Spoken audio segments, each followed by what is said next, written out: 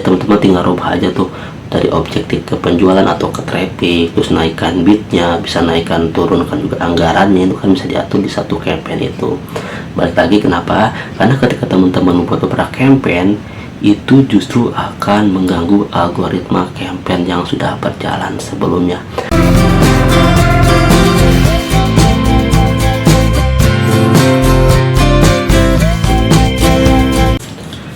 Assalamualaikum warahmatullahi wabarakatuh. Jumpa lagi di channel Mukniji.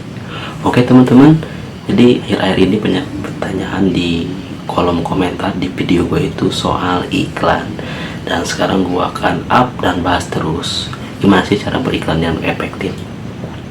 Ya pengalaman gue dulu aja ya, waktu awal-awal beriklan itu masih bingung ini caranya gimana sih, karena banyak sekali fitur di dalam iklan ini kan, mulai dari pengaturan bid atau pengaturan biaya harian itu kan perlu diatur juga ya. Dan mungkin buat teman-teman yang belum tahu, ini pasti ngalamin yang namanya boncos gitu kan.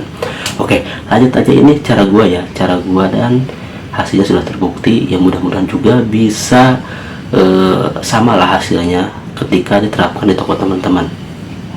Jadi teman-teman, dalam hal iklan ini kita ini kan harus membuat campaign ya. Mungkin biasanya teman-teman ini membuat beberapa campaign dari iklan tersebut.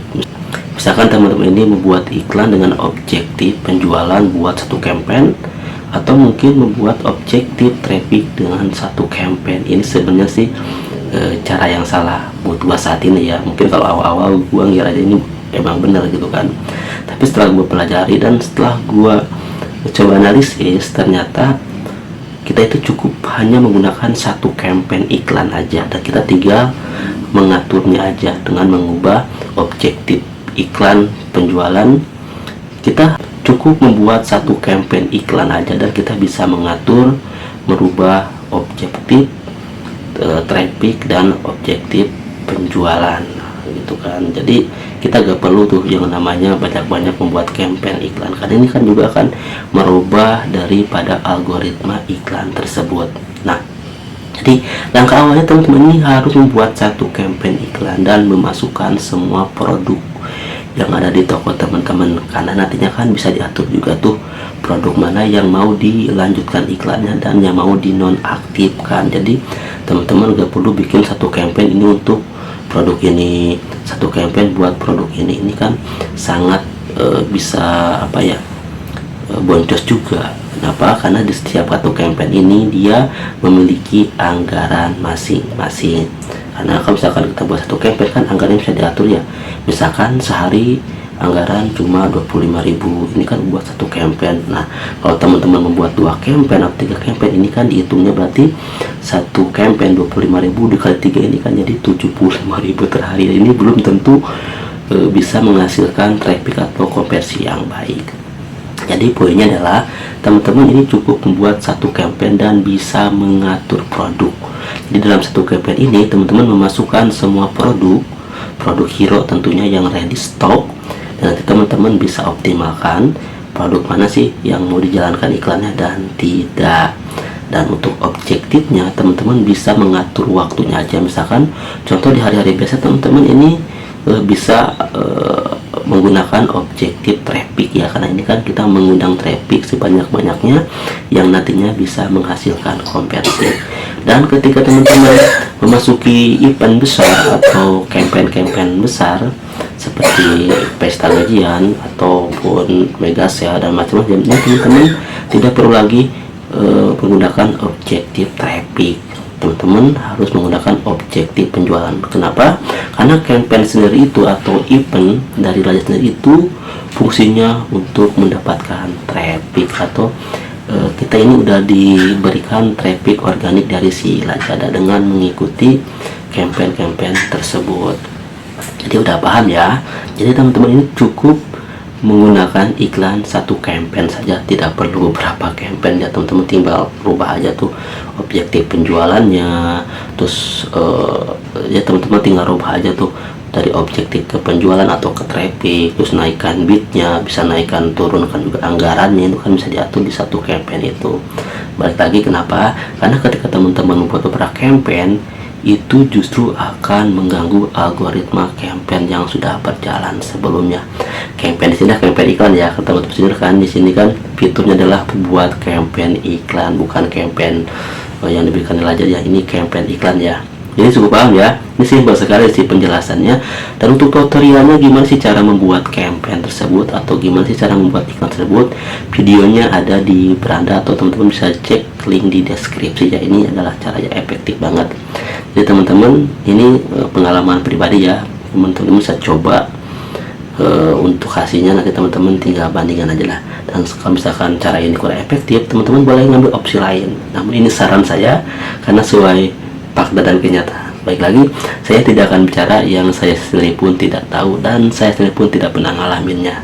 Fakta dan data itu penting ya. Oke, jangan lupa untuk like dan subscribe, komen juga, dan jika ada pertanyaan boleh tulis di kolom komentar not aja ya.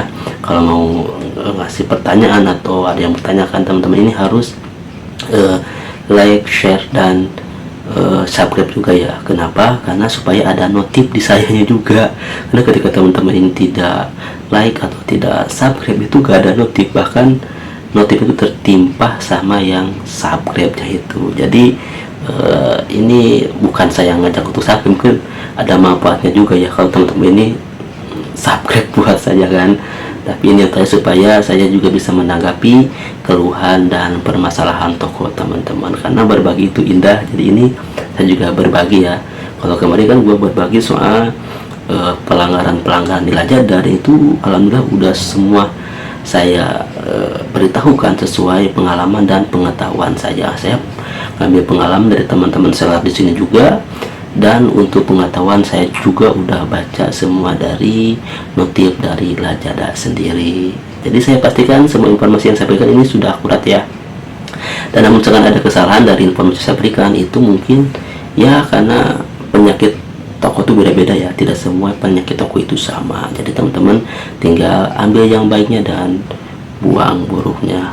Balik lagi ke ikan, next gue akan lebih gali lagi atau lebih informasikan mengenai iklan supaya iklan teman-teman ini tetap bisa menyasar ke audiens teman-teman ya. Dan kata kunci apa sih yang tepat untuk produk teman-teman ini, dan gimana sih cara membuat judul yang efektif agar bisa menyamakan dengan iklan otomatis yang diberikan dari si Lazada. Karena kan banyak kan kita kan menggunakan iklan otomatis tapi tidak tahu ini efeknya kemana dan dampaknya kemana. Ini sangat merugikan banget, apalagi teman-teman yang pemula ya. Biasanya kan pemula ini asal klik-klik aja tanpa tahu arah tujuannya ini mau kemana gitu iklan ini. Yang pastinya fungsi dari iklan ini, pertama kita harus mendapatkan traffic sebanyak-banyaknya. Dan kalau udah, teman-teman bisa cek di analisis, dan lalu teman-teman tinggal rubah ke objektif penjualan kalau sudah ada rating dan ulasan. Ini sangat penting ya. Jadi tetap semangat, kita pasti bisa kok. Apalagi untuk pemula ataupun yang sudah lama, kita harus tetap belajar dan mau belajar. Kenapa? Karena sistem marketplace itu selalu berubah-ubah tergantung kebijakan CEO-nya.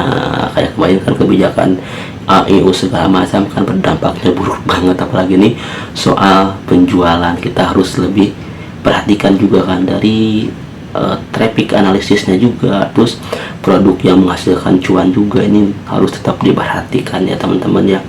Oke, mungkin videonya singkat sekali. Balik lagi, jangan lupa untuk like dan subscribe. Assalamualaikum warahmatullahi wabarakatuh. Jangan lupa subscribe dan nyalakan lonceng notifikasinya, dan like jika kalian suka dengan video ini.